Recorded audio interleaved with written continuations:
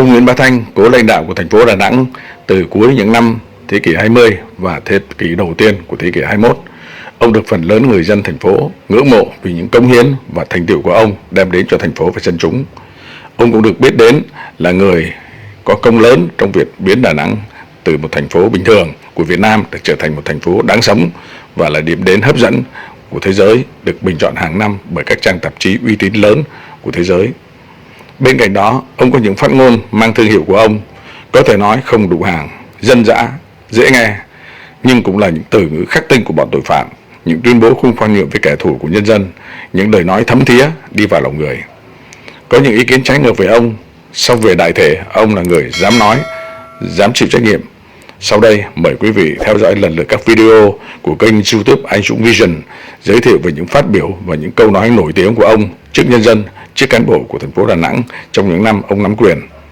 Rất mong quý vị xem, và nếu thấy hay, hãy ủng hộ kênh bằng cách nhấn chuông, nhấn nút đăng ký và chia sẻ cho nhiều người khác cùng xem.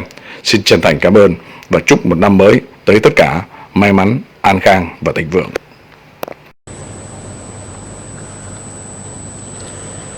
Thưa tất cả các đồng chí,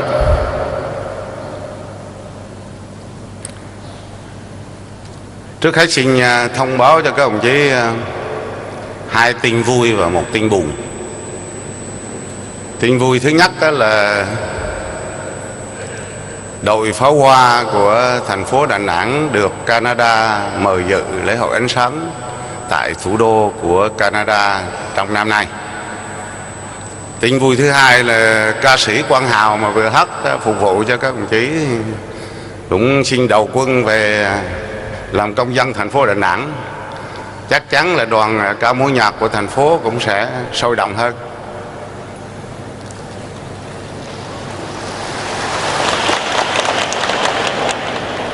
Ca sĩ Quang Hào cũng là người con của Quảng Nam Đà Nẵng, và vợ của ca sĩ cũng là người con của Quảng Nam Đà Nẵng.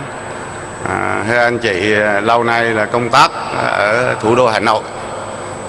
Bây giờ thấy Đà Nẵng cũng tương đối hấp dẫn, cho nên những về đầu quân với Đà Nẵng.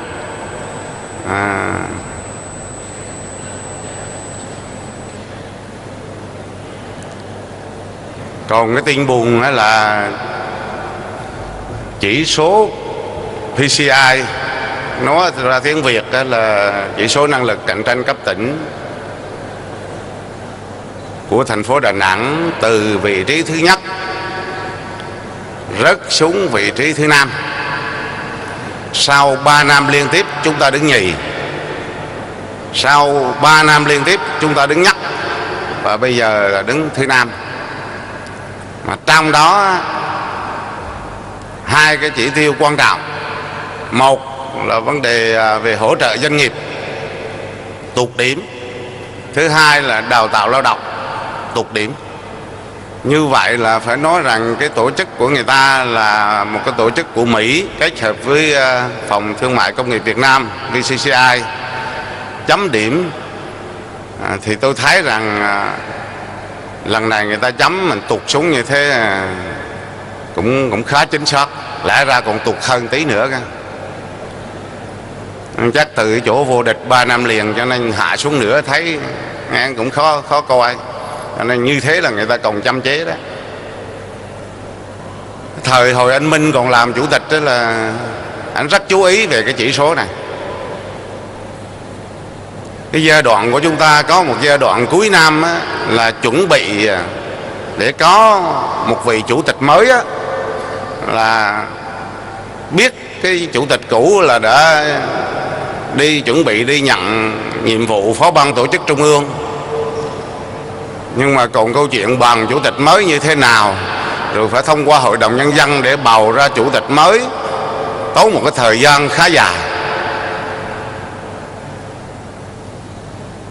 Cái thứ hai là mấy năm vừa rồi là tình hình kinh tế khó khăn, nhưng ủy ban không có một cái động thái gì để hỗ trợ cho các doanh nghiệp, ngoài một số ít doanh nghiệp là được vay vốn ưu đãi để tham gia xuất khẩu, còn lại là cũng không hỏi thử chết sống ra làm sao. Cho nên là người ta họ theo dõi kỹ và họ chấm tụt điểm mấy điểm liền. Thứ hai là đào tạo lao động làm cũng chưa được tốt. Thế các đồng chí bộ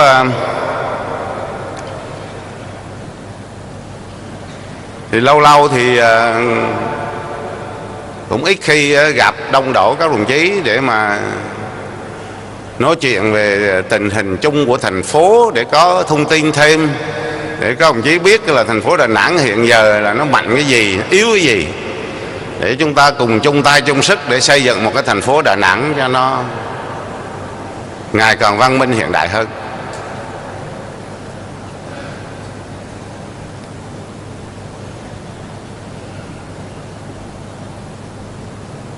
Cái buổi nói chuyện tôi nói thành hai phần. Một phần là về những cái công việc của thành phố, những cái mặt mạnh mặt yếu của thành phố hiện nay, để các đồng chí có những cái nhận định thêm. Rồi còn một cái số cái hạn chế mà chúng ta gặp phải trong cái quá trình xây dựng phát triển thành phố. Phần thứ hai thì tôi sẽ nói những cái nét lớn của cái nghị quyết Trung ương 4 và một số vấn đề về công tác cán bộ của thành phố, để các đồng chí có thêm thông tin.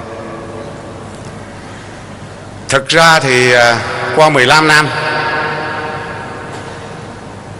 chúng ta cũng làm được khá nhiều việc, nhưng mà còn có cái gì đó nó thấy nó chưa được sướng lắm, nó chưa được vui lắm. Giá như chúng ta cố gắng lên tí nữa, mỗi người, mỗi ngành, mỗi cấp, mỗi đơn vị cố gắng lên tí nữa, rắn lên tí nữa, trọn vẹn hơn tí nữa, thì cái thành phố Đà Nẵng này nó sẽ hấp dẫn hơn. Những cái việc mà nó không vừa ý nó đập ngay vào mắt thôi. Đi từ trên nhà xuống đây cái là bắt đầu có lúc thấy cái ông làm nhà mới, cái đường qua cầu Hòa Xuân như thế là ông nhô ra một tí. Thế bữa sau làm sao mà chỉnh trang mà còn làm các thứ được. Thêm đoạn nữa thấy mấy cái thùng rác nó nứt chảy nước ra. Thêm đoạn nữa cái thấy cái khu vực ở ngay bên này đây, gần ở chỗ đối diện với cung thể thao Tiên Sơn này, khu vực người ta để trống trải cho cái con đường từ phía nam ra nó thông thoáng như thế, để tương lai còn nhìn về bán đảo Sơn Trà điện sáng lung linh như thế. Bây giờ ông nào soạn ra trồng mấy cái cây cảnh đêm có đảo phải vườn ươm đâu, trồng lung tung. Đi đoạn nó rẽ qua phía bên kia cái thấy cái bùng binh của cái chỗ Hồ Xuân Hương với lại Lê Văn Hiến đó, điện nó tối mù mù như thế, thì rồi cái bùng binh phía bên này cũng vậy, điện nó không đảm bảo ánh sáng thì dễ gây tai nạn giao thông. Đi ra cái phía đường Nguyễn Tất Thành cái bắt đầu cái đường dài, đường biển dài nhất đẹp nhất Việt Nam hiện nay. Thế mà mấy cái trụ, mấy cái vòm sắt mà trang trí ở giữa phân làng đó, từ hồi làm nó bây giờ để y như thế, nó rách nó rỉ, chả có ai sơn lại để cho nó đẹp lên một tí cũng không có, không chú ý.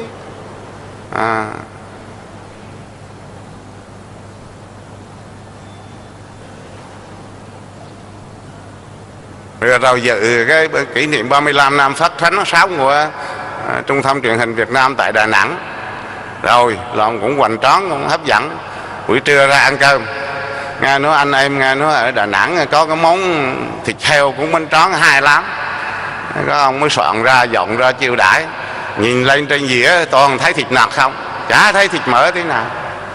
Cái độc đáo của nó là hai đầu phải có mỡ, còn nạc không nó thì thiếu gì, chỗ nào không có, làm mất cái thương hiệu của Đà Nẵng. Thấy nó không vừa ý, mỗi cái chút rồi đấy. Đi đoạn nữa rồi thấy những cái câu, những cái bản quảng cáo, những cái băng rôn nó phản cảm. Báo cáo với các đồng chí là cái mặt mạnh và cái mặt yếu của Đà Nẵng. Tôi muốn cung cấp thêm như theo cái nhận định của tôi á, để các đồng chí nào sao bổ sung thêm được cái gì thì bổ sung, tôi nói những cái nét chính thôi. Cái mặt mạnh của Đà Nẵng ở chỗ nào? Các đồng chí theo dõi là cả khu vực miền Trung, Tây Nguyên, suốt 19-20 tỉnh thành như thế, chỉ có mỗi một thành phố Đà Nẵng là thành phố trực thuộc Trung ương. Thành phố thì nhiều thành phố, nhưng cái thành phố trực thuộc Trung ương thì có mỗi Đà Nẵng thôi. Mà cái địa thế của Đà Nẵng cũng rất hấp dẫn. Núi cũng có, sông cũng có, biển cũng có, đồng bằng cũng có. Và cái thuận lợi là nằm ở trung độ cả nước. Bay đến Hà Nội cũng 1 giờ bay, mà bay thành phố Hồ Chí Minh cũng 1 giờ bay.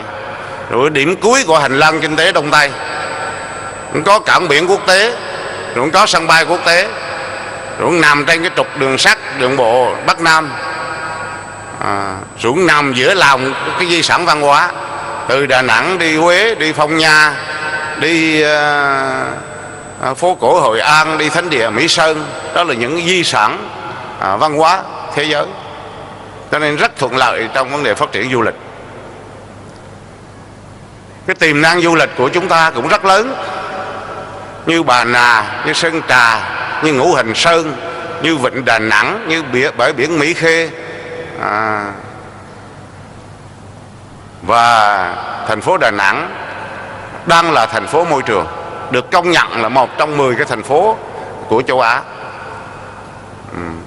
Cái thành phố cũng đang hướng tới sáng, xanh, sạch, đẹp. Và cái thành phố vừa qua đã ban hành nhiều cái chính sách mang đậm tính nhân văn. Rồi cũng thành phố Đà Nẵng cũng có một cái đội ngũ cán bộ cũng khá mạnh. Chúng ta đã 3 năm đứng nhì, rồi 3 năm đứng nhất liên tục về chỉ số năng lực cạnh tranh, rồi dẫn đầu cả nước về ứng dụng công nghệ thông tin. Và thành phố Đà Nẵng trong thời gian qua thì cũng tạo ra được cái sự đồng thuận trong đảng, trong xã hội.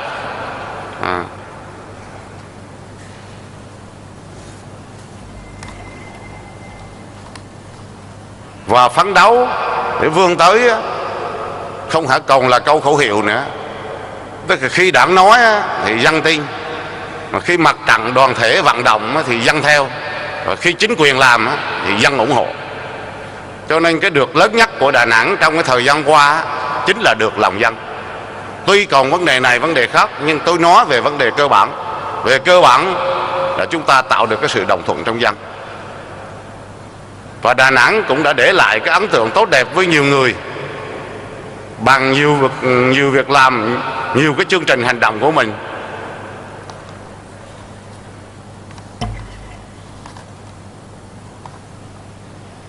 Đà Nẵng có một cái quy hoạch tốt nhất. Người ta đến người ta cũng khen về cái quy hoạch Đà Nẵng.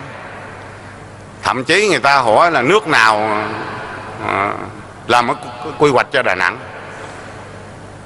Chứ họ không nghĩ rằng chính những người Đà Nẵng để làm ra cái quy hoạch của thành phố Đà Nẵng hiện nay.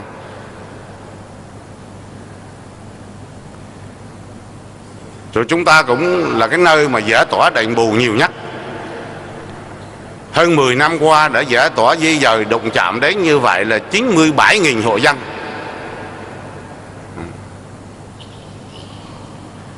Gần như xới tung cả cái thành phố.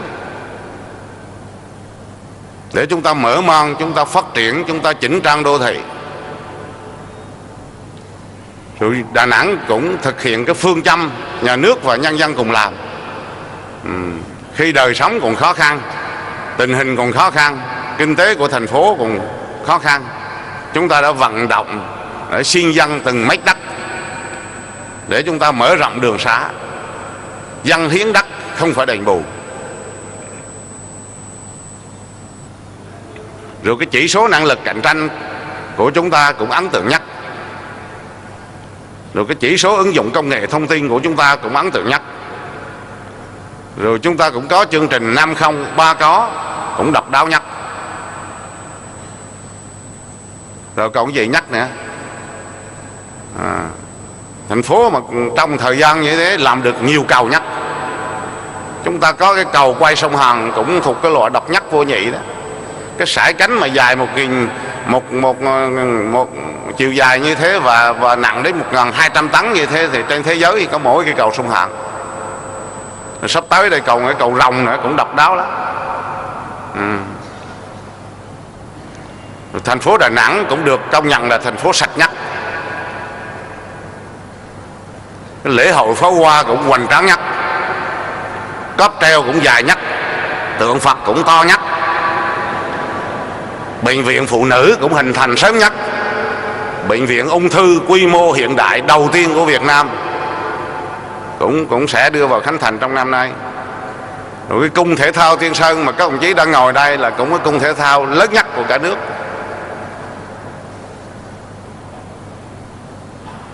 Còn cái mới, còn cái cũ như cái viện Cổ Tràm, cái nó cũng là cái cũng độc nhất vô nhị trên thế giới đó. Các đồng chí là có ở đây có nhiều người chưa tới.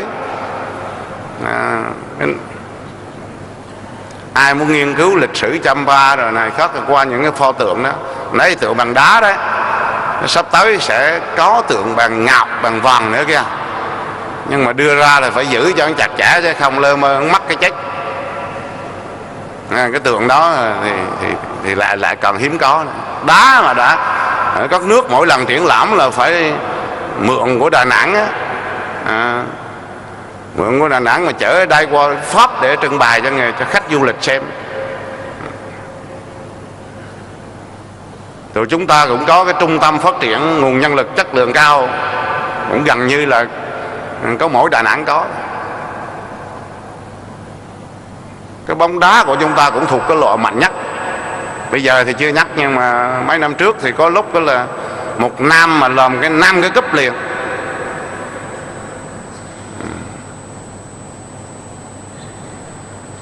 Lo Tết cho dân cũng thuộc cái loại chu đáo nhất. Tất nhiên còn chưa thỏa mãn lắm, nhưng mà như thế cũng có cố gắng. Miễn thủy lợi phí cho nông dân cũng thuộc loại sớm nhất cả nước. Đối thoại với các tầng lớp nhân dân cũng rộng rãi nhất. Đối thoại với cán bộ trẻ, đối thoại với báo chí, đối thoại với tôn giáo, các chức sắc tôn giáo, đối thoại với nhân dân.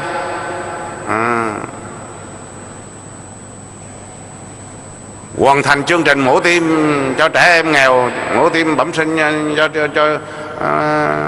cho trẻ em nghèo cũng sớm nhất. Rồi chúng ta chuẩn bị có cái bệnh viện sản nhi cũng thuộc cái loại lớn nhất cả nước.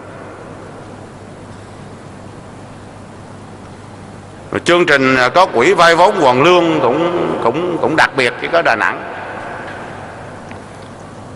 Lo cho phụ nữ nghèo cũng thuộc cái loại nhiều nhất.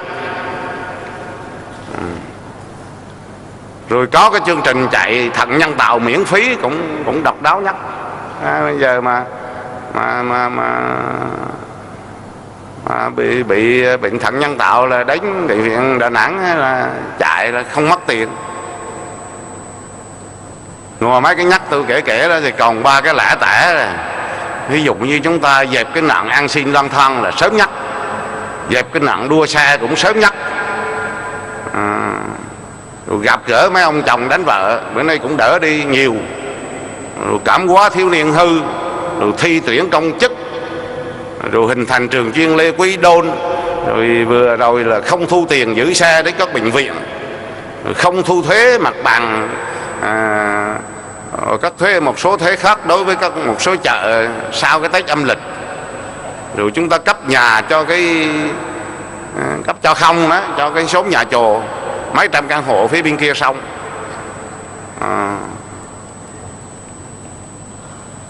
Rồi cái nơi mà cũng đang được coi là cũng ít chặt chém nhất, giữ xe tắm nước ngọt rồi tắm biển rồi ăn hải sản rồi cũng thuộc cái loại vào rẻ nhất của Việt Nam hiện nay. Tất cả những cái việc mà tôi nêu á, dần dần qua năm tháng nó tạo nên một cái thương hiệu Đà Nẵng. Nhiều khách gần xa họ cũng muốn đến Đà Nẵng, họ xem thử thành phố Đà Nẵng phát triển như thế nào. thì chúng ta cũng có quyền tự hào, nhưng mà tự hào ít ít thôi. Những cái việc mà chúng ta đã làm trong 15 năm qua, nó dần dần nó hình thành ra một cái Đà Nẵng ngày càng có sức hấp dẫn hơn, có sức lôi cuốn hơn. Thế còn cái mặt yếu thì sao?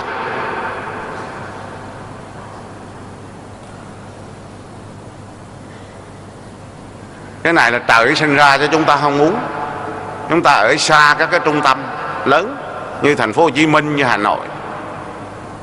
Nếu mình mà Đà Nẵng mà đem để vô chỗ những Bình Dương rồi các thứ thì câu chuyện nó cũng sẽ khác. Để gần đem Đà Nẵng ra để chỗ Bắc Ninh, để gần thủ đô Hà Nội, câu chuyện của Đà Nẵng nó sẽ khác. Nhưng mà chúng ta ở cái khu vực miền Trung,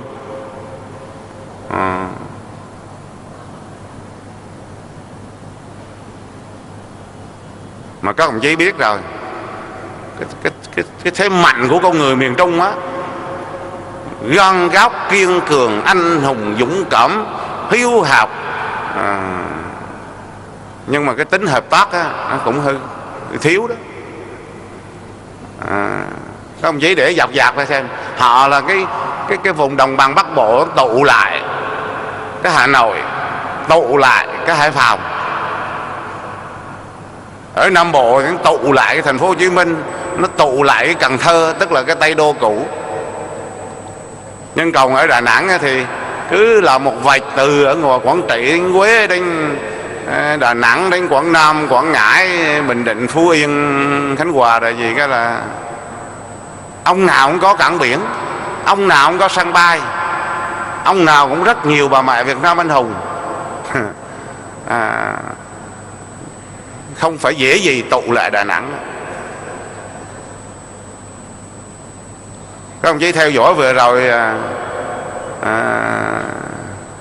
có ông điện thoại tôi cũng bảo mình phải làm cái gì đó chứ, mấy anh em trong khu vực mà ngang rời rạc quá ông bá Thanh ơi.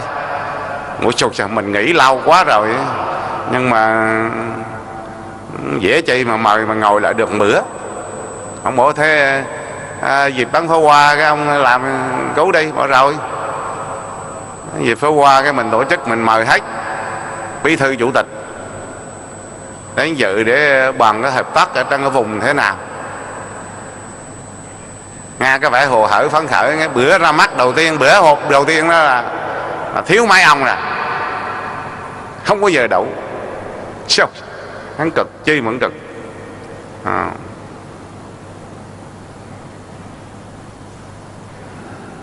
Cái thứ hai là thiên tai, khí hậu khắc nghiệt. Cũng nhờ trời nhờ đất cái Nam này từ năm 2000 mấy nha, 2006 hả, đến bây giờ là chưa có cái trận bão lụt nào lớn. Lụt thì mới tới Quảng Nam cái dừng lại, cái vô tới Huế đứng lại không tới. Bão thì cũng tha cho được Nam, chứ còn liên tục. Mà những nhà đầu tư nước ngoài mà họ đánh mà những vùng đất mà bị thiên tai bão lụt như thế là, các ông chỉ nhớ là Malaysia, Singapore người ta phát triển được, ngoài các cái yếu tố này vân vân thì có một cái chuyện nữa là cái khí hậu người ta rất ôn hòa. Họ chả gần như mấy chục năm nay không thấy bão thấy lụt gì ở vùng đất đó. Có người bảo rằng Hà Nội với Sài Gòn nó cây xanh nó đẹp đó, mà cái thành phố miền Trung Đà Nẵng rồi nó ít là bởi vì bão nhiều quá. Trồng dành dụm 10-15 năm quất trận cái là tiêu tấn đường liền. Thế là phải trồng lại, cạm cụi trồng lại. Nó khó lắm.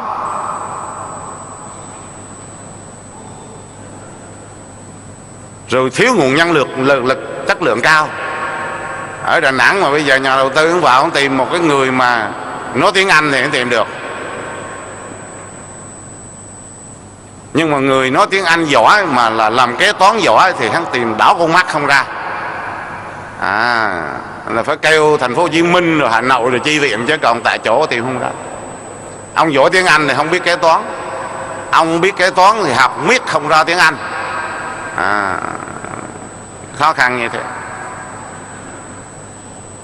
Rồi dân số của chúng ta cũng ít. Phải dân số phải đến 2-3 triệu người thì cái thành phố này nó sẽ sôi động hơn.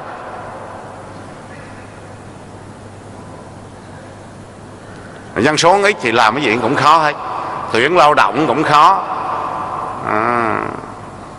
Xem bóng đá mà trận một thiệt hai cái ổng mới đi đông đông, cầu ổng kén chọn lắm. Cái cung thể thao Tiên Sơn này mà chờ đường cái dở bóng chuyền nữ về đây chẳng hạn đó là rồi cũng chỉ ngồi lọc thỏm một số đó thôi. Mà các ông chí biết rồi, ca sĩ hát mà ít khán giả, cầu thủ chơi mà thiếu khán giả thì mất cảm hứng đi, chơi không hay được. Chơi là ngó chừng để họ cũng vỗ tay nữa. Và chúng ta không có những cái ngành công nghiệp mũi nhọn, không có những cái ngành công nghiệp, những cái dự án lớn ở trên địa bàn thành phố. Rồi đội ngũ cán bộ thì mặc dù có nhiều cố gắng nhưng mà nhìn chung là chúng ta chưa theo kịp với yêu cầu phát triển của thành phố. Và bởi vì chung quanh chúng ta thì phía trước mặt thì biển Đông, sau lưng là rừng núi, phía bên tay trái thì có ông bạn láng giềng Thừa Thiên Huế, phía tay phải thì có người anh em Quảng Nam. Thì mấy đơn vị nó thì cũng bình bình như Đà Nẵng đó thôi, chứ cũng không có gì xuất sắc lắm. Cho nên là dễ sinh cái tâm lý ỷ lại, cái tâm lý thỏa mãn trong cái đội ngũ cán bộ. Ông có một cái bài hát Đà Nẵng tình người, cái là ông thỏa mãn, ông hát đi hát lại miết cái bài đó ra thôi. Cái Đà Nẵng ơi tình người. Chứ ổng không chịu khó, ổng nhìn ra. Đối với thành phố thủ đô Hà Nội chẳng hạn, cái bài gì nhớ mùa thu Hà Nội chứ, Hà Nội mùa thu Hà Nội gì đó, hát xà quần đó mà hai ghê gớm. Của Trịnh Công Sơn đó. Hay ông nhìn vào thành phố Hồ Chí Minh có bài hát là tiếng hát từ thành phố mang tên Bác, từ thành phố này người đã ra đi đó, rất hay. Nhìn qua ông Hải Phòng cái ông có thành phố hoa phượng đỏ, tháng năm rực trời hoa phượng đỏ, ông có cái là nghe đỏ rực lên liền. Còn cái vụ tiên lãng tiên liếc thì nói chuyện sao. Nhìn qua ông Nha Trang cũng có cái bài hát để đời. Nha Trang mùa thu lại về, cái là nghe lại xong sau là muốn tới Nha Trang liền. Cái ông Đà Nẵng võ có cái bài gì còn hơn cái Đà Nẵng tình người nữa, là một bài đi coi thôi.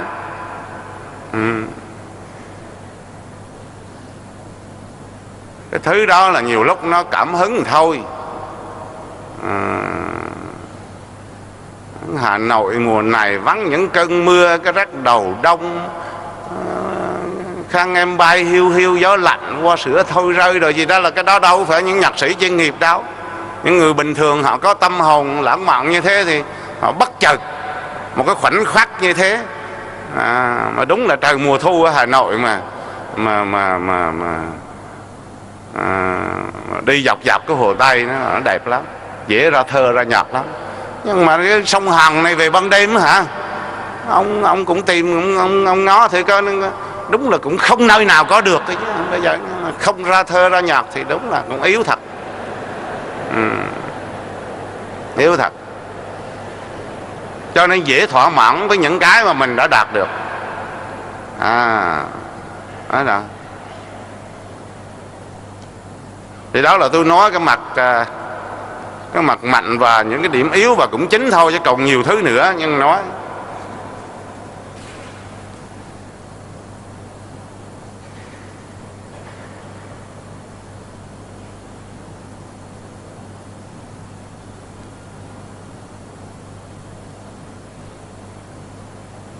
như tôi nói ban nãy đó, nhìn chung là chúng ta làm rất tốt, không có vấn đề gì mà khuyết điểm nó quá lớn lao rồi.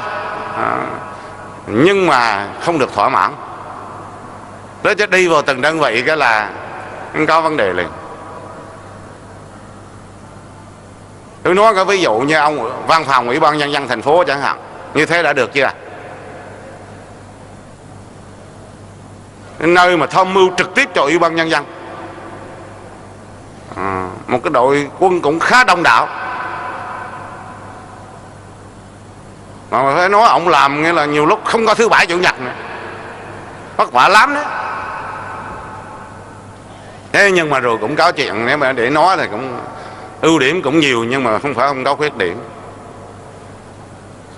Văn bản đưa lên văn phòng ủy ban cái rồi ngâm để đó, có thúc thì làm. Rồi cái chỗ nó không ai để ý, cái có mấy ông trời công ở đó chuyên môn ấy là liên lạc với mấy cái dự án mua lô đất nghi ấy lô đất khác, làm rối tung lên. Cuối cùng tôi phải yêu cầu chủ tịch ủy ban là bứng cái đám này đi. Rồi trước bữa nay giả tả cái đám chỗ văn phòng ủy ban, cái ổ nhỏ nhỏ ở đó là nhẹ nhàng bớt, nhẹ nhàng bớt. Rồi mỗi lần ông tiếp khách tiếp khứa rồi thì cũng chứ không sướng cái bụng lắm.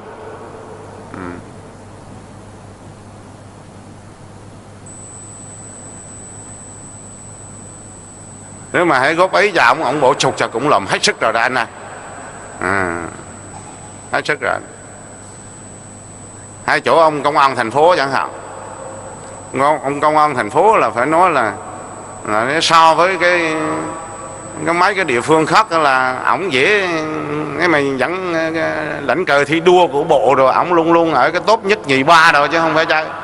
Nhiều cái ổng nhắc lụa siêu trộm mà đi hoành hành cả nước, nhưng mà không bắt được, mà tới cái lần Nam ổng dứt cái hơ tay liền. Mà nói là ông cũng có những cái đặc biệt của ông.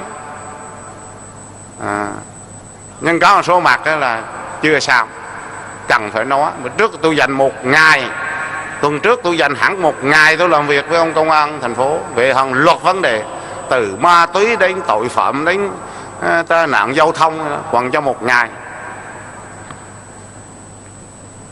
Cái yêu cầu là phải làm mạnh lên, quyết liệt lên nữa.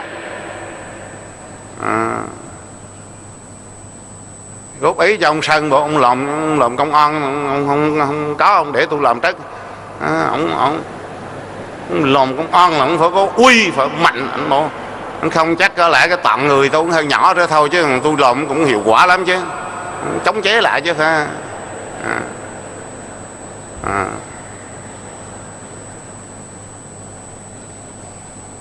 Cái gì Bộ Hòa Liên dân chặn xe lại, đổ đi xe chở đất bụi mù hết, chỉ đạo dẹp để cho xe người ta đi, tưới nước lên cho đàng hoàng. Dẹp sao không biết, cái bữa sau tự chỗ la rai lâu lâu mới chặn lần. Cái dẹp mà hồi cái cuối cùng chặn cho 3 ngày liên tục, không có xe mau đi được hết. Cái giải quyết rằng đó không biết, cái cuối cùng xách vô chém cái tiến tới, cái dân bắt đầu kéo cả lòn ra, cái đập phá trụ sở của doanh nghiệp. Đấy, rất có yên tâm không? Tội phạm phát sinh như thế có yên tâm không?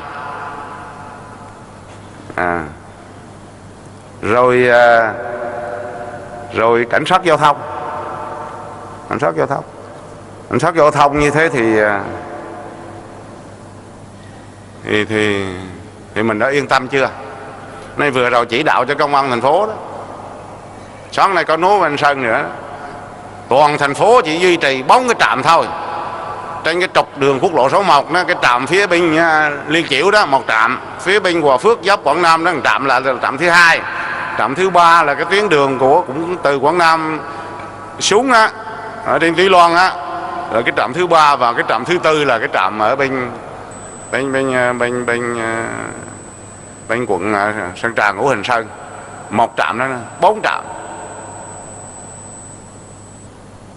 Đặt 4 cái camera ở đó, truyền về trung tâm, khoanh một cái khoanh tròn như thế là mấy ông cảnh sát giao thông đó là cái chặn xe lại, là yêu cầu là lái xe đến ngay cái vòng đó là xuất trình giấy tờ, để camera nó truyền về trung tâm, xem giấy tờ xong rồi đó là không có vi phạm gì thì cho đi, không có kẹp vào 300.000 rồi chứ hết, không trả cái kiểu đó nữa. Lần này có cái mới á, là bắt đầu từ tháng tới đây trở đi á, là cố gắng tạo điều kiện cho cảnh sát giao thông mà tham gia ở trên đường á, làm việc á, ngoài cái tiền lương ra thì thu nhập ít nhất là được 5 triệu một tháng. Lên 5 triệu, lên 7 triệu, 8 triệu gì đó, có nghĩa là thấp nhất phải đạt mức 5 triệu ngoài tiền lương ra. Nhưng mà không được tiêu cực. Anh nào tiêu cực là cho ra khỏi ngành luôn. Không nói tới nói lui nhiều nữa, không có bàn không xét nữa, chưa nói là kỷ luật đảng nữa. Lần này là làm ráo riết đó.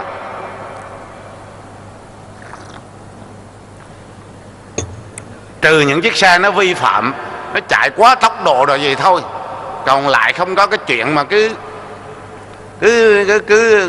quận huyện nào rồi trên thành phố này nữa cứ cầm cái gậy ra, cái nhấp cái bắt họ tấp vô, cái rồi họ lì xì cho một tí, cái rồi cho đi, nó là không chơi cái mòn này, hết chấm dứt.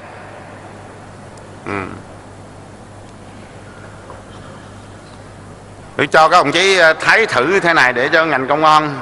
Đây là một cái cáo trạng của viện trưởng viện kiểm soát của viện kiểm soát thành phố, cùng kiểm soát của quận Hải Châu chứ.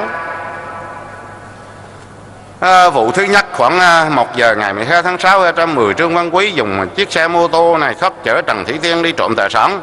Thấy nhà anh Nguyễn Hữu Trung tại Trần Câu Văn, thành phố Đà Nẵng, mở cửa tầng 2, Tiên đứng dưới cảnh giới, Quý đột nhập lấy trộm một điện thoại di động rồi vân vân.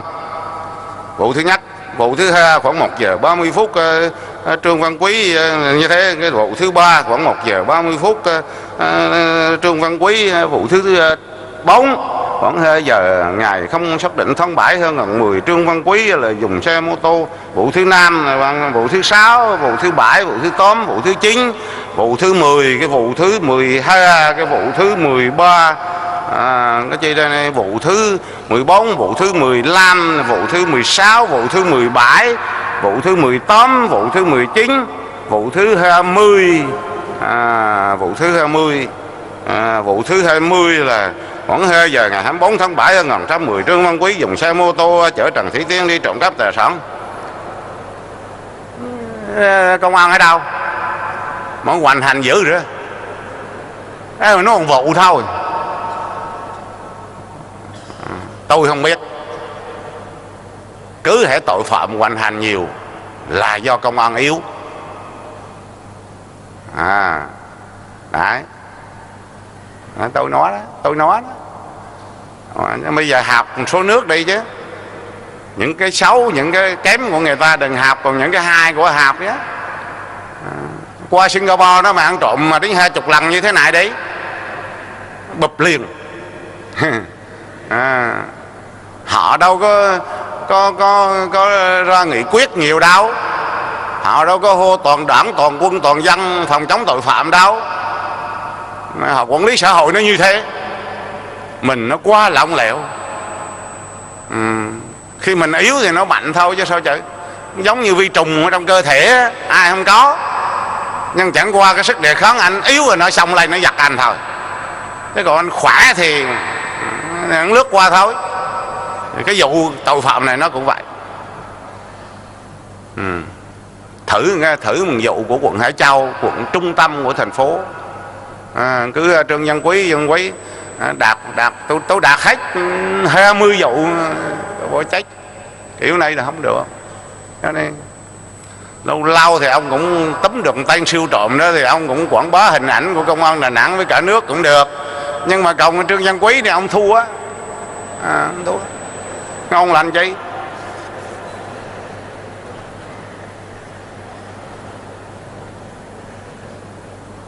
Hay là ông tòa án nhân dân thành phố Đà Nẵng, ông cũng thuộc cái lộ dọn mà cũng được tay khen thưởng đó. Nhưng mà mình nhìn thấy ông mới cách đây mấy ngày tôi làm cho 9 vụ, tôi mời ông tới là hành cho ông tốt mọi học luôn. Ông thuộc cái loại tốt đấy. So với cả nước là ông giải quyết, ông không để án tồn đạn, không để án xe rồi vân vân này đó. Nhưng mà cũng chưa sướng lắm. Có những vụ ông xử buồn cười lắm. Ông xử chia thiệt kế mà nhà này chừng này mét vuông, nhà này chừng này mét vuông. Cái nhà này cũng chừng này mấy vuông, nhưng mà cái người chừng này mấy vuông nó có 4 cái mộ ở trong đó, 4 cái mỏ nằm ở trong khu đất đó. Ông xử ông tuyên cái kiểu đó thì còn ai mà chia nổi, ai mà thi hành án được. Mà bữa đó hình như nghe anh em nói là ổng định vô rồi, nhưng mà sợ chó cắn, cái rồi ổng đứng ở xa lắc đó, là ổng nhìn vô, ổng đâu thấy mồ mã gì đâu, thấy trống trống ra là ổng về, ổng cứ rơi chia thôi.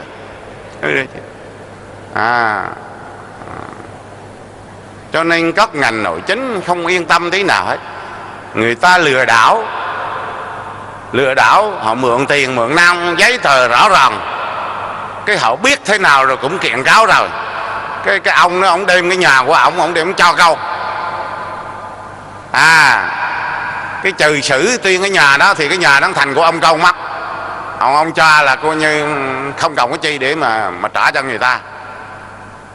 Những trường hợp đó là phải kiến nghị với chính quyền là hủy giấy. Mượn thì phải trả, mất là phải đền. Làm gì có chuyện vay rồi trừ xù rồi tẩu tán tài sản. Rồi cô chừng ông tòa mấy ông lãnh đạo thì cứ tin tưởng, cứ yên tâm như thế, nhưng mà cô chừng nó tiêu cực lẫn thông qua chỗ thư ký tòa, nó xử lại, nó sửa bản án, rồi nó lá đầu này, nó chích thẩm phán kia. Rồi đây là mới dân sự đó nha, còn cái hình sự nữa kia mới lắm chuyện nữa. Chạy hồi cái trắng thành cái đen thành trắng liền.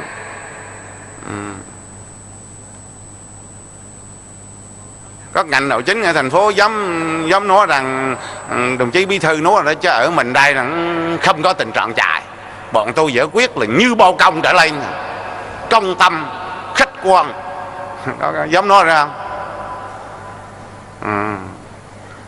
Nên người dân nhiều lúc họ bị oan ức lắm, nhưng mà họ không biết làm cái gì vậy. Nhân danh nước Cộng hòa xã hội chủ nghĩa Việt Nam chứ phải ít đâu, tôi tuyên án. Nghe cái Hùng Dũng đó mà tuyên trật lắc, tiền trả ai thi hành nổi. Ai thi hành nổi.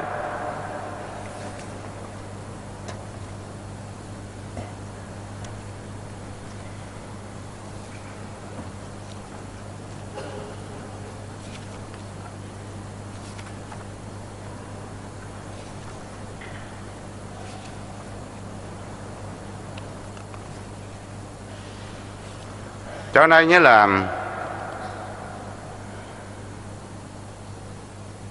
nên là yêu cầu ngành tòa án là buộc thẩm phán bắt buộc trước khi xử là phải xuống hiện trường coi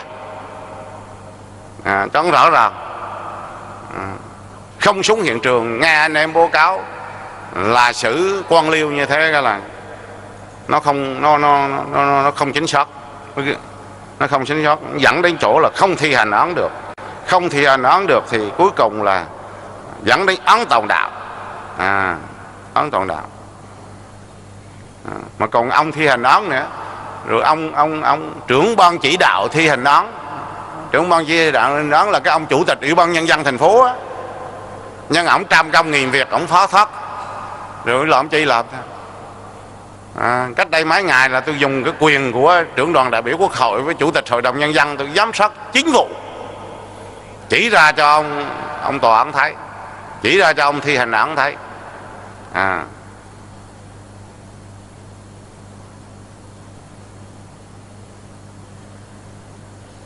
Thì chính cái vụ nó sắp tới thì sẽ tập trung xử lý theo cái kết luận bữa hôm trước.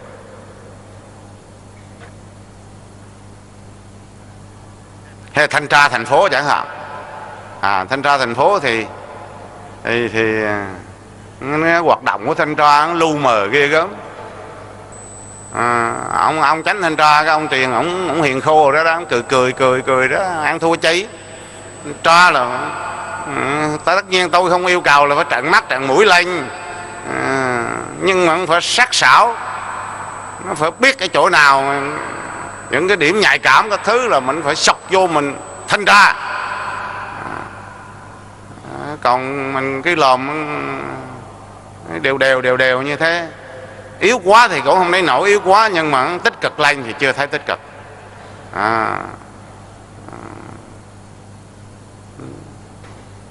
Cho là tơ là mắt rồi chi đó. Tơ thì không thính lắm, mắt thì hơi mờ đó, nhìn ăn thua chi.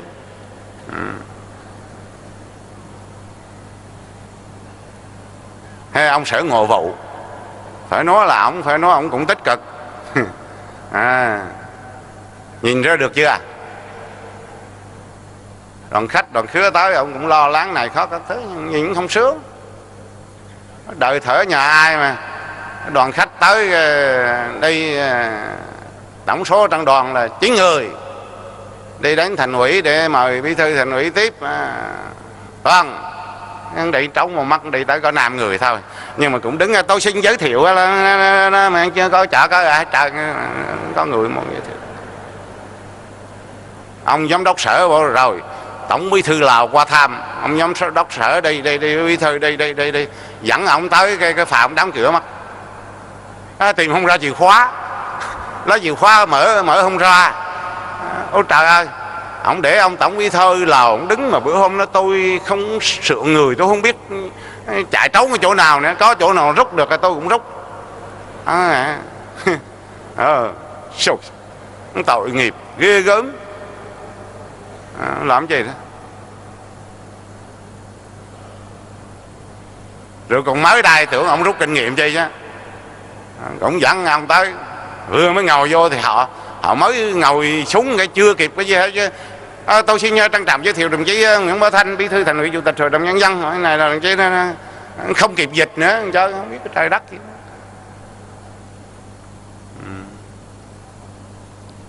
Rồi bắt đầu đi tiếp khách thì mình phải nhại. Có những cái đoàn khách nó cũng quan trọng mà mình biết. Đoàn khách mà tuy là không quan trọng nhưng mà cái nghĩa cái tình với Đà Nẵng là mình phải nhại. Cứ mai mắc ra mấy chai rượu vang, mấy chai rượu chất thì cứ mấy chai ra thôi, thêm chai nữa là không cho, không có tiền tới đó là không cho. Ông thập đủ mở bà liên không được. Chủ hàng không biết ngay cho mua hết, đứng ra như trời trồng này. Có được không? Có sướng không? Đối ngoại của một cái thành phố trực thuộc trung ương ra được không? Hắn chưa sướng. Cái sở tài nguyên môi trường chẳng hạn, ông cũng làm vất vả rồi cũng được ông cũng được công nhận là một trong 10 thành phố môi trường của châu Á. Mời ông Nguyễn Điểu qua Indonesia rồi cũng làm cái Đà Nẵng thương hiệu ăn lên, nhưng mà rồi lăng quăng cái là cũng xây đi quẩn lạ, cũng mấy cái điểm ô nhiễm môi trường, cũng trộm nước thả Thọ Quang. Lâu lâu cái là dân la lòn, lâu lâu chỗ Hòa Cường trộm nước thả Hòa Cường, lâu lâu cũng bớ chú Thanh. Cái rồi lăng quăng lên khúc nữa cái đánh mấy cái ông ở chỗ nhà máy thép Ý Thái Bình Dương. Nó bắt đầu ô nhiễm ra dân la. Thế có được không? Này nói nhỏ đây chứ bên cái ngang lấy lại cái giấy công nhận mà một trong 10 thành phố nó chết.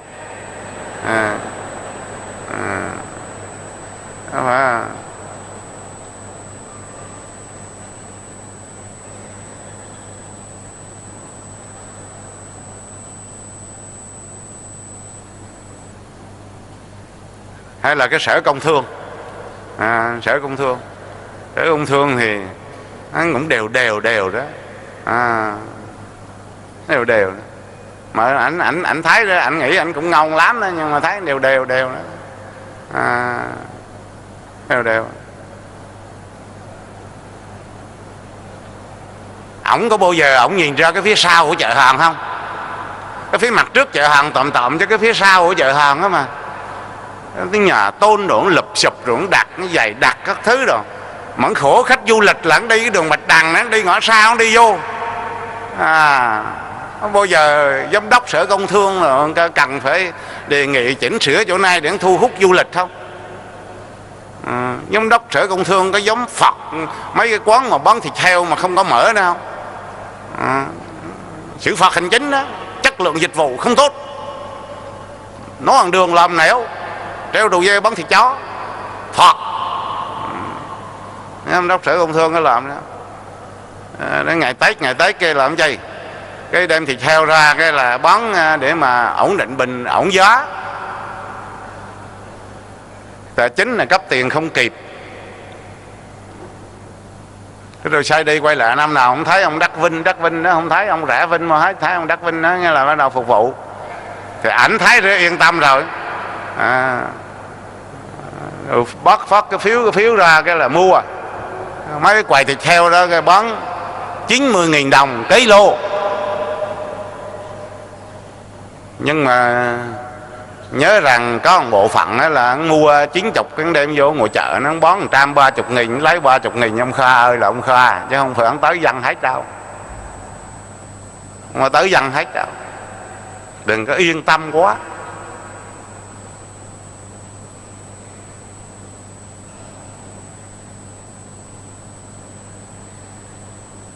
Sở Văn hóa Thể thao Du lịch, Sở Văn hóa Thể thao Du lịch cũng làm cũng được, khối lượng công việc cũng nhiều đó, cũng có một số thành tích đó. Rồi tổng kết ngành tôi cũng đến như dự đó, phát biểu rồi.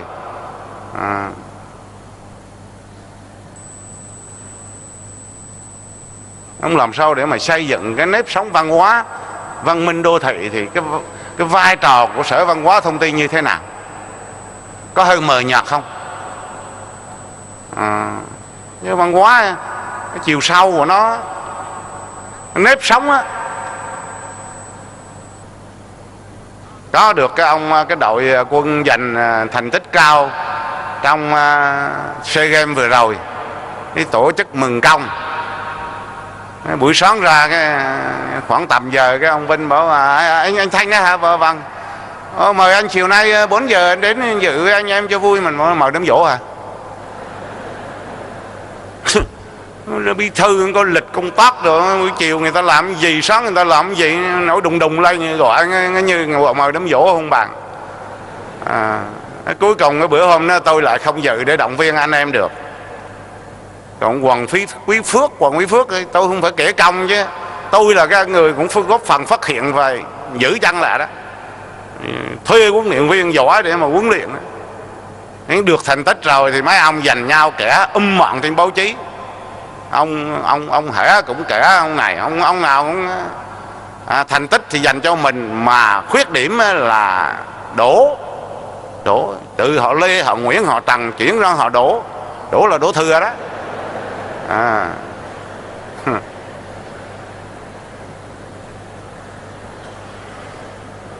Rồi Sở Văn hóa Thể thao Du lịch có yên tâm với cái vui chơi trên biển ra không?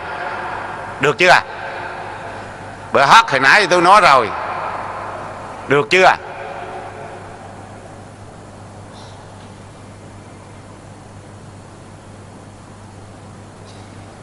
Cái môi trường du lịch thấy được chưa? Phải để ý từng chi tiết một.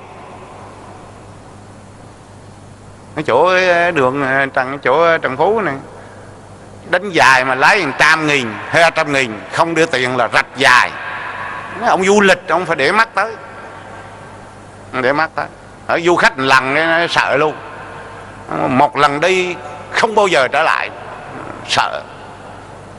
Cũng đỡ đó. Bữa trước trong phía Nam nó một cái thành phố là tấm cái dài của chợ Hàn Quốc nó lọc ra nữa, là người ta đang đi đó mà tấm cái ông quyển lại cái nó lọc cái chiếc dài ra để nó đánh dài. Không biết gì, khách du lịch quản không sợ, đánh xong mà trả tiền ít là cứ đi theo lẻo đẻo đòi. Chỉ đừng để Đà Nẵng có những cái hiện tượng đó. Đà Nẵng chưa tới mức đó nhưng mà cũng phải cảnh giác. Hay là Sở Y tế, ổng làm cũng rất là tốt. Thế nhưng mà mấy bữa nay dịch tay chân miệng, cái chỉ đạo của ngành y tế là sao? Mấy năm trước cái dịch xuất huyết như thế, cái chỉ đạo của ngành y tế là sao? Hiệu quả không? Quyết liệt không?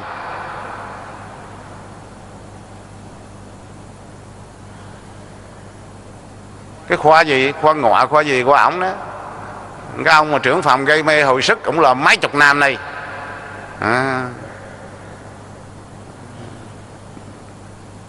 Cứ ngày nào cũng bia với rượu say xỉn như thế. Rồi còn bật đèn xanh cho nhân viên ở dưới là lấy thuốc mê. Cái thuốc mà gây mê nó thuốc nhiều thuốc đó là nó đưa ra cho cái đám xì ke ma túy ở ngoài. Vừa rồi phục nó bắt được. Dẹp cái chỗ này đi. Thế lãnh đạo ngành y tế có biết không?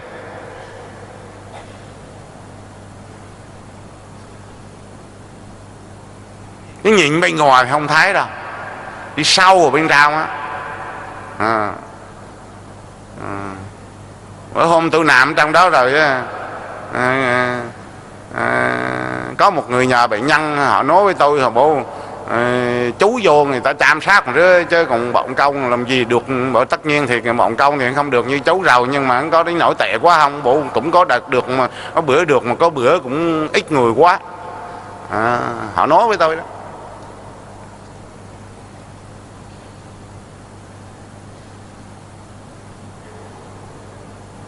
Hay Sở Nội vụ chẳng hạn, là ổng cũng có những cái sáng kiến thi tuyển này khác, nhưng mà rồi cái yên tâm với lại cái vai trò của tổ dân phố hiện nay như thế không? Có yên tâm với cái lực lượng cán bộ cử đi đào tạo về bố trí ở các sở ban ngành, các lực lượng mà cũng được đào tạo bài bản như thế, bố trí đã hợp lý chưa? Phát huy hết chưa? Cần khắc phục cái gì? Hay là cái Sở Xây dựng chẳng hạn, cái phương án kiến trúc của các cái dãy nhà hai bên sông Bạch Đằng, hai bên sông Hòn như thế được chưa? Để cái nhà ông Sáu Đen mà lột vô ở giữa cái khu tiệc cưới như thế, tôi nói là cái đó là một cái điểm yếu mà tôi có thể nói với các đồng chí là tôi nói suốt đời. Bao giờ các đồng chí khắc phục và tôi hết nói thôi. Chỗ nó lẽ ra là phải làm tiếp cái nhà hàng nữa thì nó mới đẹp. Tự nhiên lột vô có cái nhà đó.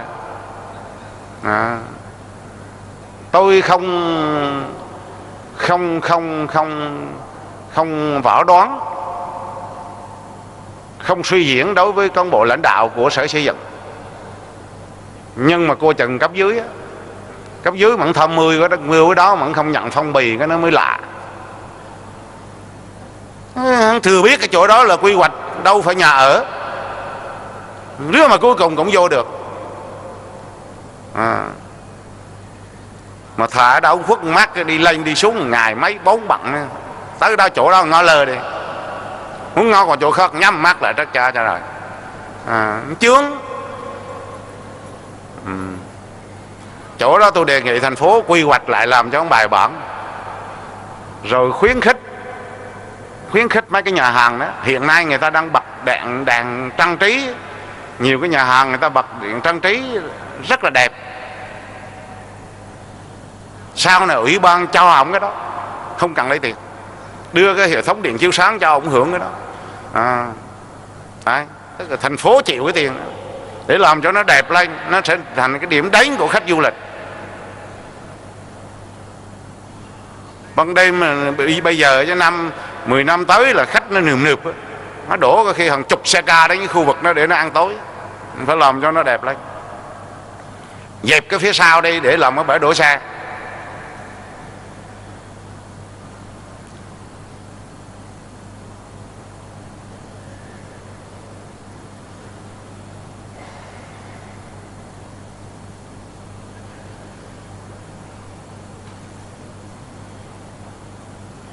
Còn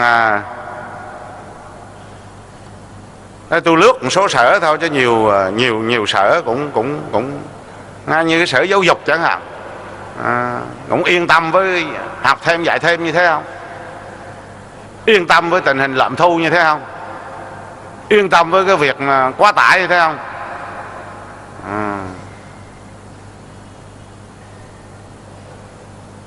Sở Tư pháp có yên tâm với cái đội ngũ công chứng như thế không? Có yên tâm với cái hoạt động của đoàn luật sư thế không? Sở Kế hoạch Đầu tư có yên tâm với cái vấn đề vai trò thẩm định các dự án của mình không? Có yên tâm với vấn đề đi lo vốn lo do liếng cho thành phố không? Có yên tâm với vấn đề chạy vốn ODA không? Sở Thông tin Truyền thông cũng là cái sở mới thành lập sau này, nhưng mà phải nói là đồng chí giám đốc cũng hết sức tích cực. Nhưng mà mình đã yên tâm với lại những cái kết quả đã đạt được chưa? Công nghệ thông tin như thế Yên tâm chưa? Ứng dụng công nghệ thông tin thế yên tâm chưa? Sản xuất phần mềm để yên tâm chưa? Công nghệ cao để yên tâm chưa? Rồi cái sở khoa học, sở khoa học công nghệ môi trường, yên tâm với những phát minh sáng chế đấy chưa?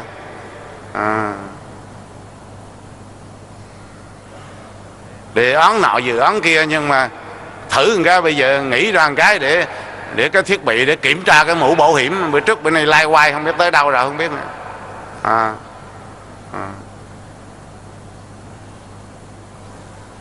Ông còn yên tâm với nghiên cứu đề tài khoa học chưa? Đề tài khoa học mà nào là nâng cao sức lãnh đạo chiến đấu của đảng, cũng đề tài khoa học, đủ thứ khoa học hết. Còn khoa học ứng dụng trong thực tế này, không lo. Rồi Sở Nông nghiệp Phát triển Nông thôn đó có yên tâm với cái xây dựng nông thôn mới vậy. Ôi sự nông thôn mới 19 cái chỉ tiêu nó phấn đấu thấy chết chứ đâu phải lao tập trung nhau là cái văn nghệ văn gừng thể dục thể thao cái lòm về cái đường bê tông cái hô ta là nông thôn mới, không phải. Mới hay không là cái đời sống của người dân, mới hay không là công việc công ăn việc làm của người dân, mới hay không là cái thu nhập của người dân, mới hay không là cái văn hóa ở nông thôn như thế nào. Đấy.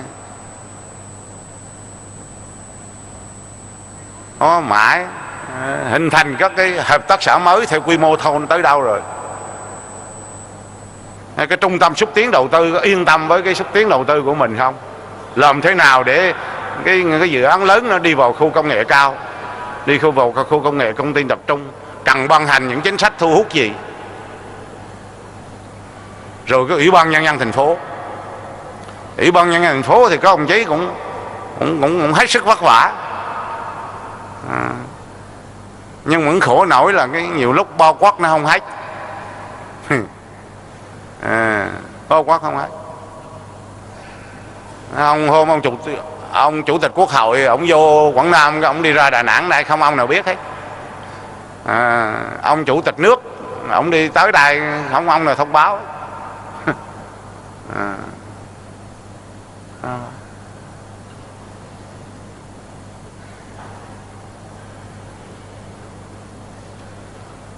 Một cái nữa là chỗ Ủy ban Nhân dân thành phố á, là cái nghề làm chính quyền này nó không ai muốn va chạm hết, nhưng những cái va chạm cần thiết cũng phải va chạm.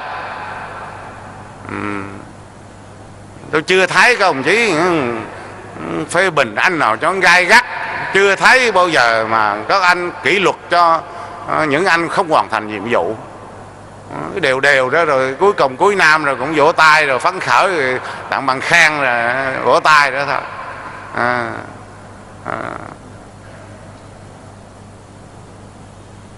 Tôi thì bị cái tội là phê bình nhiều mà khen thưởng thì ít hơn, nhưng mà bù lại các ông đó là ít phê bình mà toàn là khen thôi. Cũng khen tới số 10 người cũng khen hết 8 người rồi cái vỗ tay lên tivi cái là phấn khởi, cũng vui vẻ cả. Vui vẻ cả.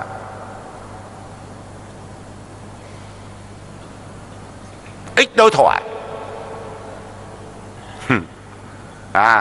Ủy ban đó đối thoại cái quen đi thôi chứ mình cứ thật làm thật tâm đó mình đối thoại thôi chứ. Nhỡ mà không có nói hớ một tí thì họ cũng đẻ xóa, họ không đẻ xóa mình xin họ đẻ xóa cho thôi chứ còn phải đối thoại chứ. Hồi tôi làm chủ tịch đó, mỗi tháng tôi họp báo một lần, có những vấn đề gì nêu hết cho đó, thắc mắc cái gì chỗ nào chưa rõ trao đổi với nhau. Qua bên này rồi nhìn nhiều lúc nhìn thấy ông mấy tháng ông không họp báo, không có thông tin, không cung cấp thông tin. Bữa hôm báo chí nêu đó cái rồi ông mời người ta tới cái rồi ông chia ra là thành phần này được dự còn thành phần này không được dự. Sao trời ơi là trời. Phát ngôn thì lung tung, người phát ngôn mà phát ngôn lung tung, phát ngôn không chuẩn gì hết.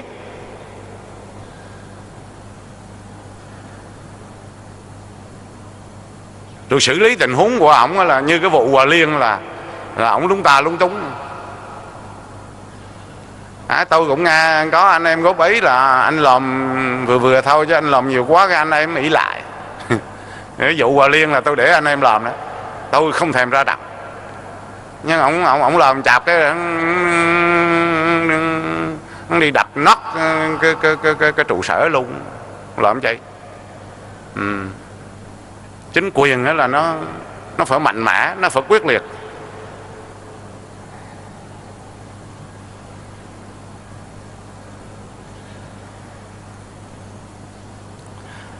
Một số cái công việc mà chúng ta cần tập trung trong năm 2012 á,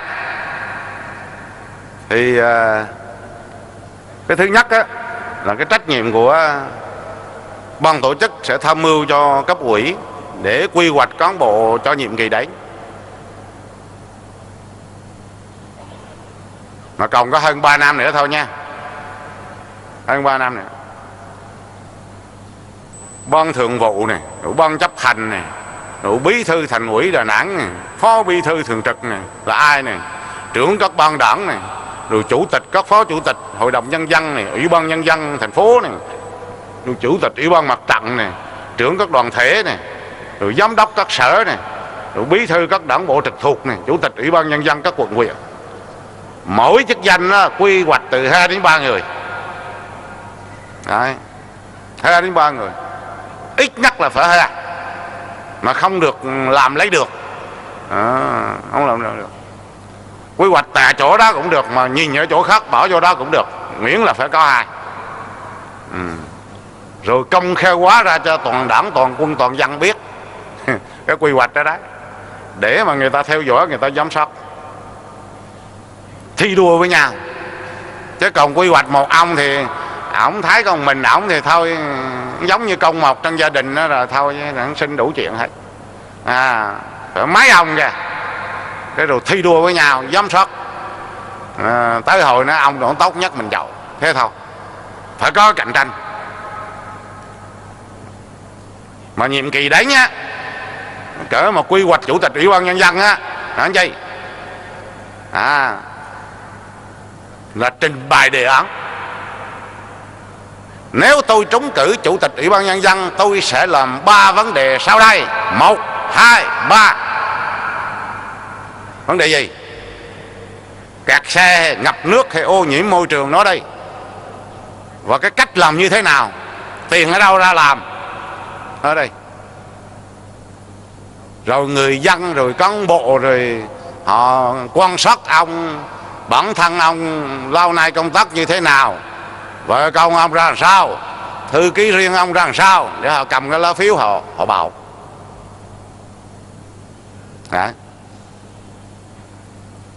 Còn bây giờ thì chưa được phép đâu, nhiệm kỳ tới cũng chưa chắc đã được đâu. Nhưng mà về 3 nhiệm kỳ nữa thì tương lai đến cái lúc là chi? Cái anh mà chủ tịch ủy ban nhân dân thành phố Đà Nẵng này á, hồi nó gọi thị trưởng hay gọi chủ tịch ủy ban chi rồi tính sao, nhưng mà ra tranh cử luôn. Tôi tin là như thế. Chứ còn không muốn tới ở ngay, chứ không phải hôm nay tôi cầm đèn chạy trước ô tô đâu. Nhưng hướng đến một chính quyền đô thị nó phải thế. Hướng đến chính quyền đô thị nó phải thế. Bầu toàn dân luôn. Ra đó tranh cử. Anh nào được thì anh nó làm. Rồi anh nó có quyền để chọn cái anh phó chủ tịch. Khi mà anh tranh cử, anh bảo nếu tôi trúng chủ tịch thì tôi sẽ chọn những người sau đây làm phó chủ tịch. 1, 2, 3. Thế là đấy, dẫn đến tranh cử. Chứ không phải bầu khu vực như trừ đâu, toàn bộ luôn, toàn dân.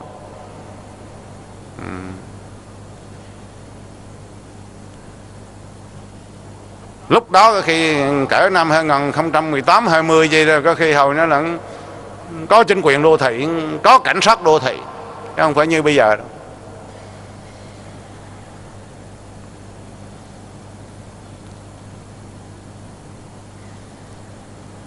Cái vấn đề thứ hai là dồn sức cho công tác giải tỏa đền bù và tái định cư. Cố gắng phấn đấu đến hết 2014 lại xong công tác giải tỏa đền bù trên toàn thành phố. lúc đó là ở đâu yên đó, không ổn định, không có quy hoạch, không có giải tỏa, không có xấu trọng gì nữa. Cái thứ ba là dồn sức chỉ đạo các cái công trình trọng điểm, thì gồm có 12 công trình như đã báo đăng đề đạt. Đến 29 tháng 3 là chúng ta thống nhất với nhau là phải xong 3 cây cầu: cái cầu Rồng, cái cầu Nguyễn Văn Trỗi và cái cầu Nguyễn Tri Phương. Để tháng 9 năm 2012 á, là đưa cái bệnh viện ung thư đi vào hoạt động. Cuối năm 2013 á, là đưa cái trung tâm hành chính đi vào hoạt động. Trung tâm hành chính đi vào hoạt động là tất cả các sở ban ngành đều là Ủy ban Nhân dân thành phố đều làm việc trong tòa nhà này. Buổi sáng nhiều lúc cần hội ý chẳng hạn, giữa 3 ông giám đốc sở với lại ông chủ tịch Ủy ban thành phố bấm nút một phát hiện lên trên màn hình trả lời với nhau thôi, không có hộp hậu gì nhiều. Và chủ tịch Ủy ban muốn theo dõi cái hoạt động của sở như thế nào, ấn nút một phát đó là hiện lên màn hình biết ngay. Biết ngay. Các sở không còn xe công riêng rồi nữa đâu, một đội xe chung. Ông nào muốn đi đâu đó thì ới một phát, không quá 5 phút xe với hầm lên phục vụ anh đàng hoàng. Muốn xe 4 chỗ ngồi, xe 12 chỗ ngồi có hết, phục vụ hết. Muốn đi đâu ghi sổ hết. Muốn đi Hội An, muốn đi Huế, đi công tác đâu là đi, còn hồi nó đi chơi không được nữa rồi. Lái xe của nhà nước đi chơi là không đi nổi nữa rồi, nó ghi vô sổ hết, theo dõi hết. Sở nào tiết kiệm được cuối năm thưởng. Một cái đội quân túc trực ở dưới hầm ngầm đó là gọi phát mô là có phát nái, không việc chi phải mỗi sở mấy xe rồi sửa lên sửa súng. Ui sao cho ổng sửa.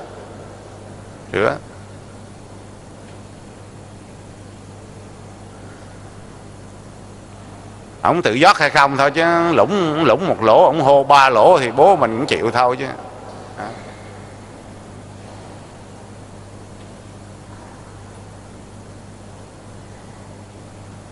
Tôi nói ông lái xe tôi bảo lái xe cũng phải phấn đấu. Ông bảo phấn đấu với anh, phấn đấu gì cũng lái xe thôi chứ. Đúng rồi đó. Cái thứ tư là triển khai khu siêu thị mua sắm lớn tại sân vận động Chi Lăng. Rồi chuẩn bị vị trí để xây dựng cái nhà hát mới, rồi cái nhà văn hóa thiếu nhi, rồi cái thư viện, rồi cái đường nối dài cái đường Bạch Đằng đến cảng sông Thu,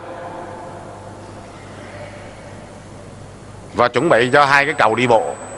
Một cái cầu Nguyễn Văn Trỗi giữ lại, chỉnh trang lại, sơn lại, làm cái kích để kích một cái dầm lên để mỗi khi tàu du lịch đi qua, chứ đoạn nó thấp tàu du lịch không đi được. Rồi làm một cái cầu đi bộ nữa là ở chỗ đường Đống Đa, ở trên đường Bạch Đằng tới đó, cái cuối đường Đống Đa ra cái khu vực đó, cái đầu vắt một cái qua bên kia sông Hàn. Cầu đi bộ nó là khó lắm đấy, nhưng phải làm để ban đêm rồi khách nó ra nó ngắm dòng sông rồi nhìn hai bên thành phố rồi cho nó đẹp.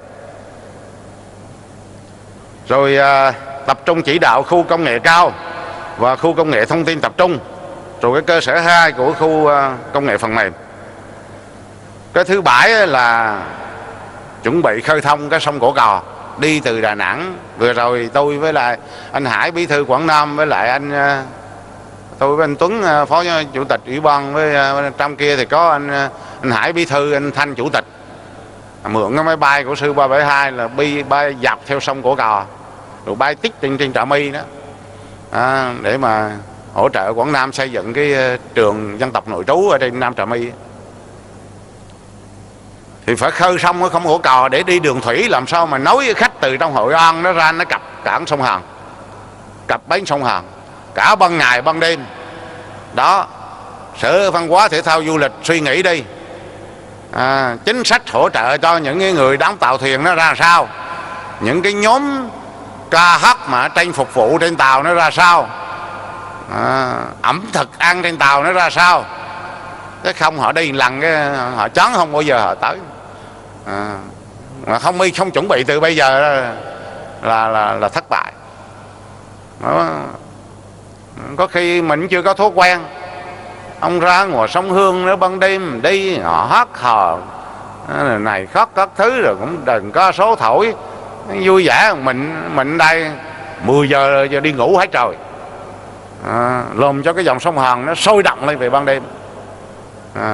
Mà tôi nói lại là nối hai cái thành phố, giữa thành phố Đà Nẵng với thành phố Hội An cả ban ngày ban đêm, mà để khách nó đi vui chơi đi lại trên sông nước.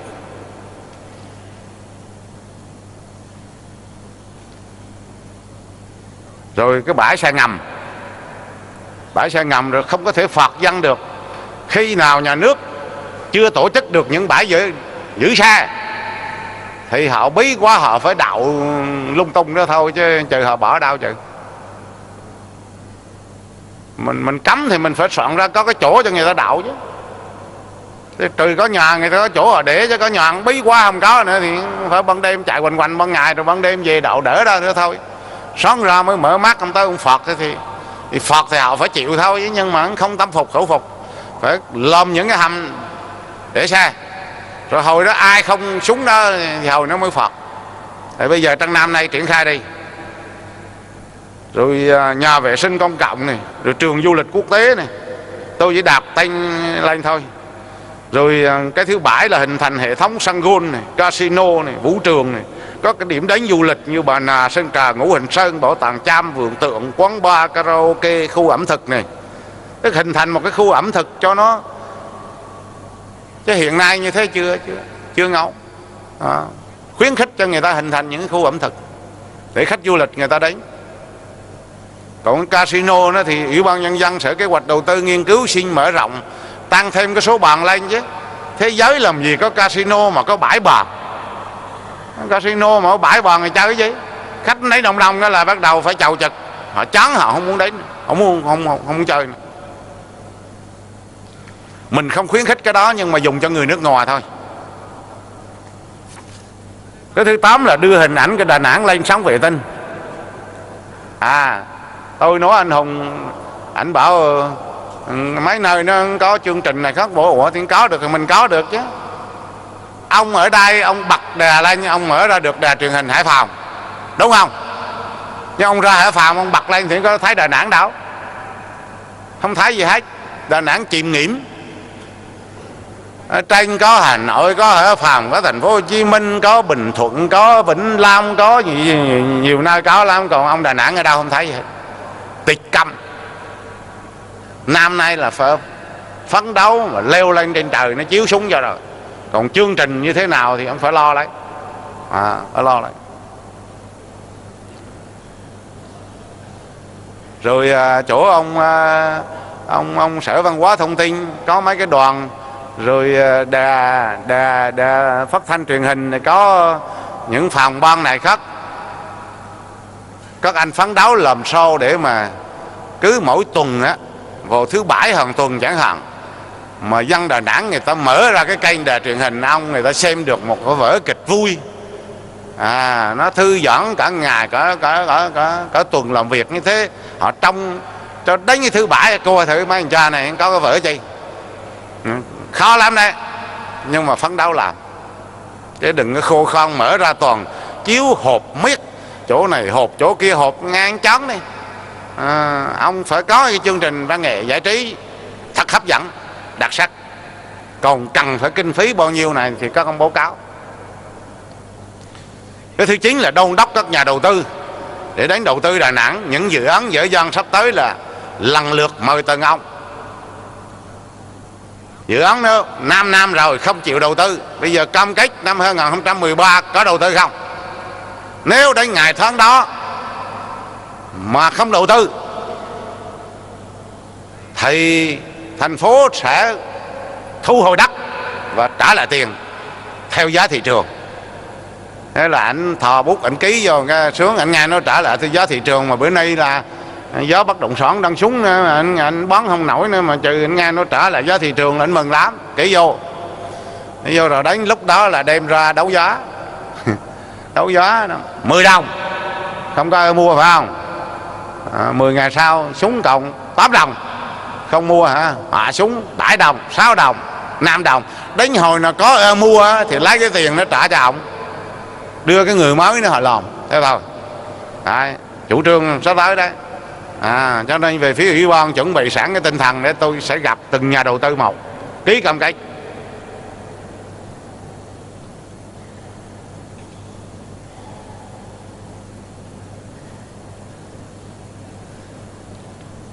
Cái thứ 10 là tổng rà soát lại các cái bãi tắm, từ vấn đề vui chơi, vấn đề giữ xe, vấn đề cứu hộ, vấn đề tắm nước ngọt, thế được chưa?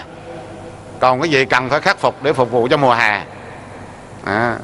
Mà cứu hộ tôi nói rồi đó, cứu hộ là phải ở phía bên ngoài, chứ không phải cứ ngồi ở trên ba cái dạng lau nữa đâu.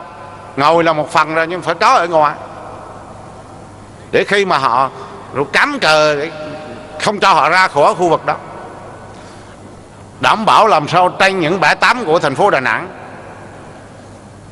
là không có người cháy đuối.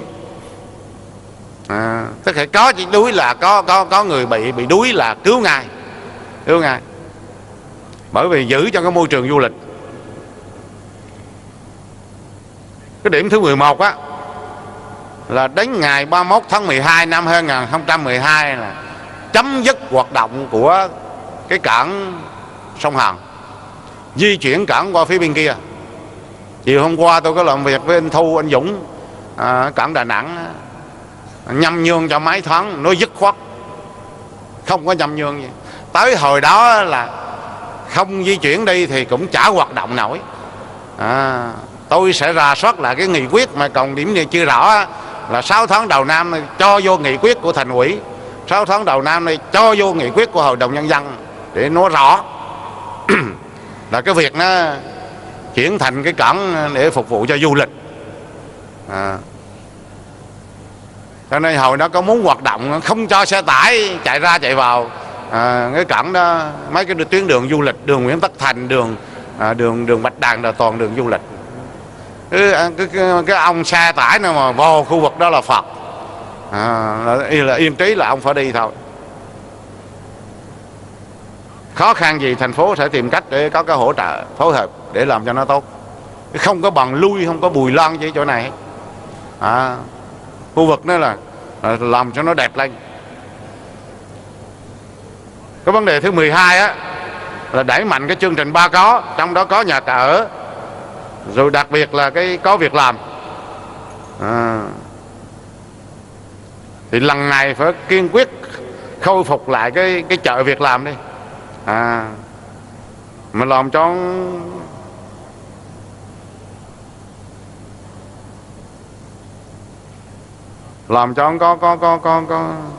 có bài có bản, có sức hấp dẫn đi.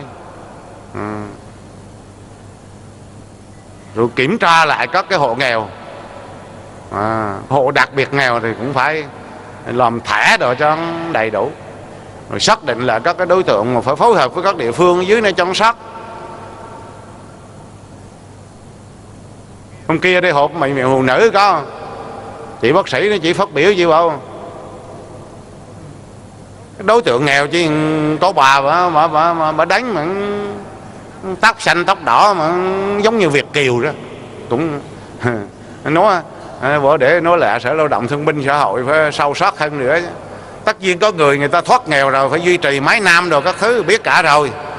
Thì tôi cũng không biết nói làm sao, tôi cũng nói lại là bây giờ cái trường hợp mà cái người nghèo là này khác, cái số mà bị nhầm lẫn hoặc này khác thứ, số nó cũng cá biệt thôi, chứ còn đa số là cũng chính xác đó.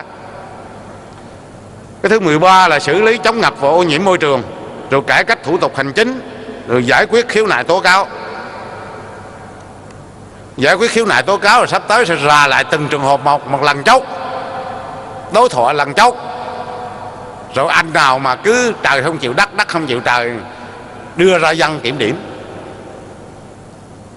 để xác định cho anh thấy rằng anh quá cái bảo thủ đi, mà anh làm cho rối tình hình lên, anh không muốn xây dựng thành phố Đà Nẵng này cho nó văn minh hiện đại lên, thì sẽ tập trung làm cái đó.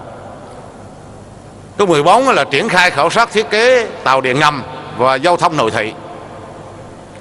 Có thể câu chuyện đó trước mắt thì chúng ta làm cái tuyến ở phía trước cái nhà hát Trưng Vương á, cái ga tàu điện ngầm ngay chỗ bãi giữ xe đó, cái đi dưới phía đường Hùng Vương á, đi lên Lý Thái Tổ, lên Điện Biên Phủ ra ngõ Ba Quế, rồi một nhánh là rẽ về cái phía ngõ Ba Hòa Cầm, nhánh rẽ về phía Liên Chiểu. Lên đến đó rồi là lên khỏi mặt đất á, chứ không còn ngầm ở dưới nữa. Nó để xây dựng một cái tuyến tàu điện ngầm theo kiểu này mất 5-7 năm chứ không phải sớm đâu, nên bây giờ phải xúc tiến dần đi. Cái 15 là quản lý tốt cái vấn đề nhập cư, và đặc biệt là lần này là củng cố cái tổ dân phố, lập lại trật tự. Sắp tới là sẽ đưa cái mức mà hỗ trợ cho cái thù lao cho cái anh tổ trưởng tổ dân phố này là nhích lên tí đó. Mà anh này dưới này coi như là cái cánh tay nối dài của phường, nối dài của phường.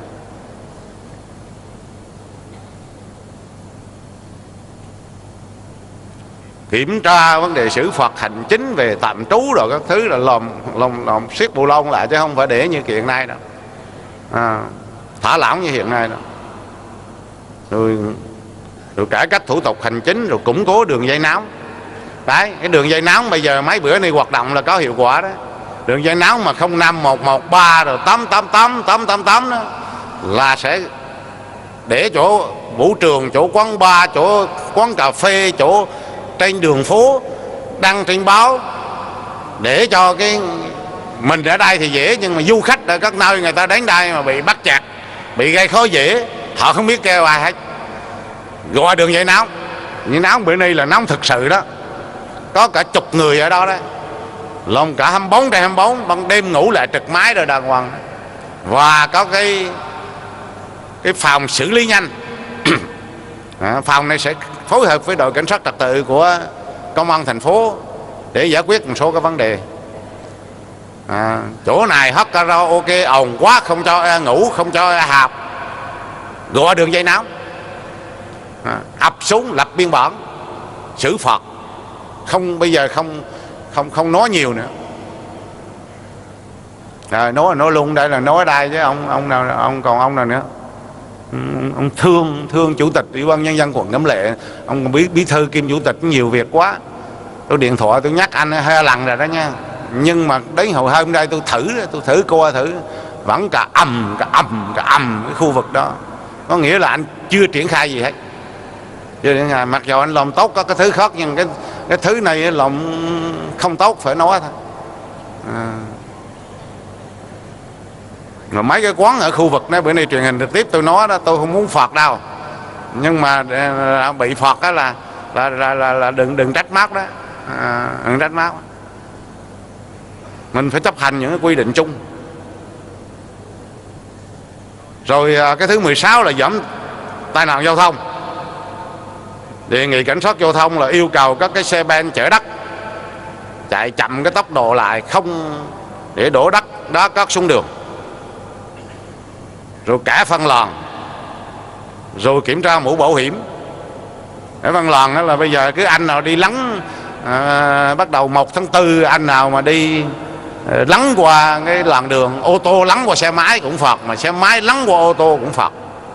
Sẽ có thời gian mấy tuần để hướng dẫn nhân dân là đi đúng phần làn của mình, đúng phần làn của mình. Còn hồi nãy quay nói anh công an á, cái chỗ cảnh sát giao thông mà bóng cái trạm đó là ông cứ quý ông đổ một lần, đừng để ở lao, ở lao một chỗ cái nó dễ sinh tiêu cực lắm. Mấy ông xe tải đường dài rồi cái rồi ông mắc ngoặt, ông tiêu cực rồi cái rồi nó lên nó xuống cái đổi sực quần biết đó. Đừng để ở một chỗ.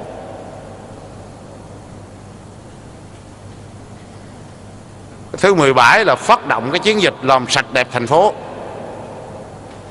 Đấy, làm sao mà để tập cái nếp sáng chủ nhật mà cái 6 giờ dùng 30 phút mọi người đều dọn dẹp vệ sinh trong nhà, rồi đường đi vô nhà, rồi kiệt hẻm chi đó, là để thành một cái nếp đi.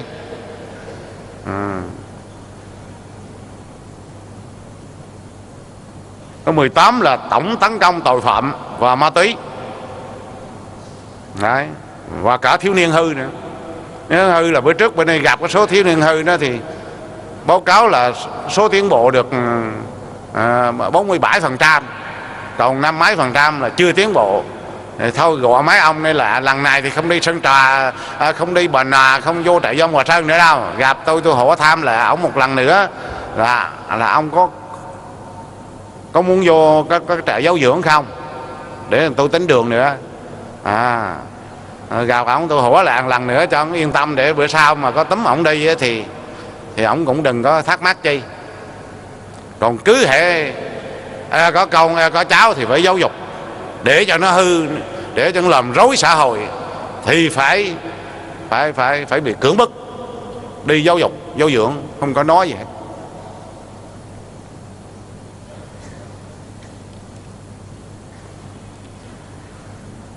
Cái thứ 19 là giúp đỡ hỗ trợ cho những gia đình chính sách, gia đình khó khăn, xóa dứt điểm những hộ đặc biệt nghèo trong năm 2012.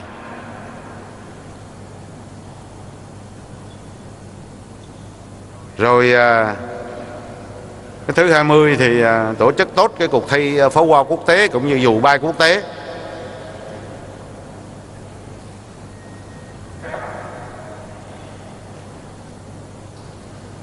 Thì các đồng chí biết là đấy, một cái khối lượng công việc nó đồ sộ đó, tôi mới lướt qua sơ sơ 20 cái việc như thế. Thì làm việc gì nó cũng khó hết, không có cái gì dễ đâu. Nhưng mà chịu khó rồi tìm tòi rồi làm thì nó sẽ tốt. Phải có lần, hình như có lần nào tôi kể chuyện vui cho các đồng chí nghe rồi đó, đồng chí nào chưa nghe thì nghe lại. Tức là bọn ngày xưa có một cái ông vua, ông chột mắt rồi ông què chân, ông thọt chân, mà ông muốn để lại cái bức chân dung cho hậu thế, vời cho họa sĩ giỏi nhất đánh vẽ, ông y đó. Rồi ngày hôm sau vua xem ra, vua chém đầu, vời tay họa sĩ khóc vô xem. Thì cuối cùng là rút kinh nghiệm cái tay trước bị chém đầu, cho nên lần này nó không vẽ chọc mắt, nó không vẽ thọt chân, nó vẽ ảnh lành lặn nguyên si như thế. Ảnh ngày sau ảnh xem xong anh cũng một chém.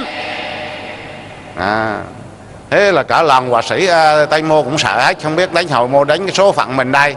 Đang lo lắng thì có một họa sĩ trẻ rồi xung phong cho tôi vô tôi vẽ nhà vua. Mấy tay khóc bộ số thằng này chết tới nơi rồi đó, để cho nó đi coi thử.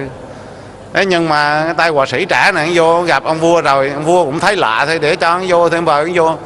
Vô gặp nhà vua rồi ông bảo tưởng cái gì chứ, như ông này thì tôi không cần vẽ 2 ngày, tôi vẽ sáng nay cho tới chiều là xong thôi.